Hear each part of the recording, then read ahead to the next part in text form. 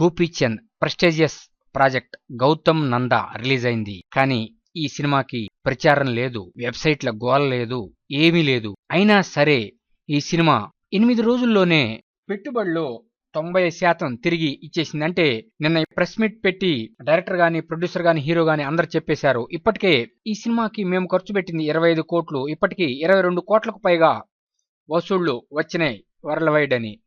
మరి ఇంకా రానున్న 2-3 రోజుల్లో కూడా ఈ సినిమా దుమ్ము దులుపుతుంది అనేది కన్ఫర్మ్. ఎందుకంటే బీసీ సెంటర్లలో బాగా కనెక్ట్ అయింది. గోపీచంద్ చివర్లో చేసిన నెగిటివ్ క్యారెక్టర్ వండర్ఫుల్ గా పండింది. అసలు ఎవరు ఊహించని ట్విస్ట్ ఈ సినిమాలో ఇదే.